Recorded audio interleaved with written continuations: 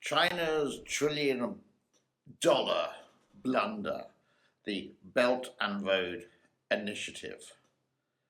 What is it?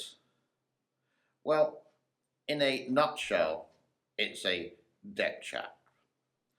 China, ever since 2013, wanted to reinvent the Silk Road, the old trading route, from east to west, like Marco Polo, for example. And they're not doing it in the same way for equal trade for all. For example, China has invested heavily in places like Kenya, a developing country, putting in trains, agriculture, which does benefit the people, granted. But they want the money back eventually. And when they can't get the money back, this is when they will use their natural resources. The places where they actually have gone for this Belt and Road Initiative do have natural resources, a lot of it, and that is their main goal. Sri Lanka could be another one. They did put the port in Sri Lanka, and Sri Lanka couldn't really afford to pay any money back to it, which was billions of dollars, for example. They would say, we'll just build a naval base there, and Sri Lanka cannot do anything about it. The Belt and Road Initiative. China at the moment, in the climate of the dictator Xi Jinping, is basically manipulating poorer countries so they can have certain assets there in the future. China basically prints money. It seems impossible how they have all this cash, and they even claim to say we are a developing country. This $1 trillion blunder. China doesn't have a good reputation at the moment. They sort of promise the world, but they manipulate it. Look at Hong Kong, for example. We'll leave it alone for 50 years, but within half the time that it's gone back to China since 1997, people are now pulling it out of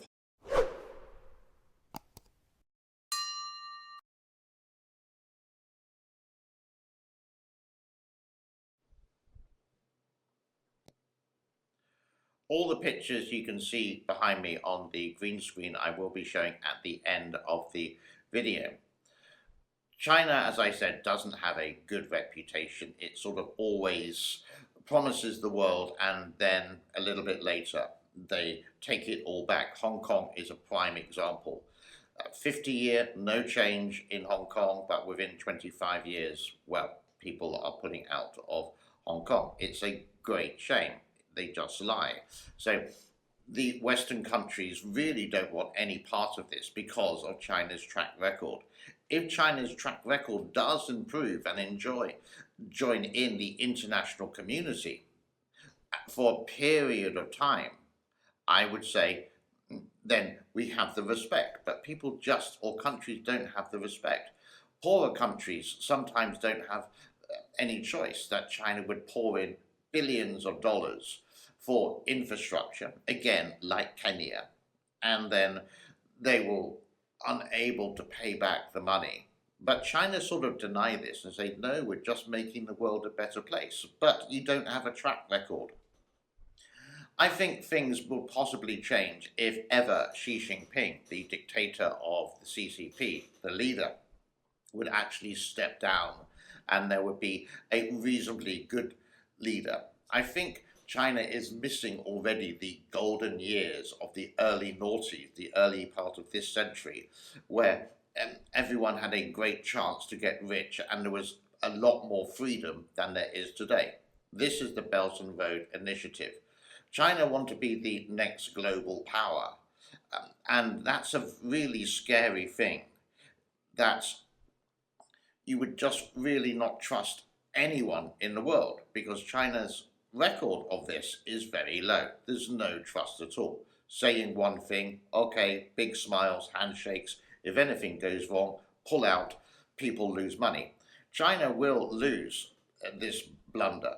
that these countries eventually may be supported from the West and the loan possibly repaid, just an idea, and they will continue. And then China would have to pull out because they don't want.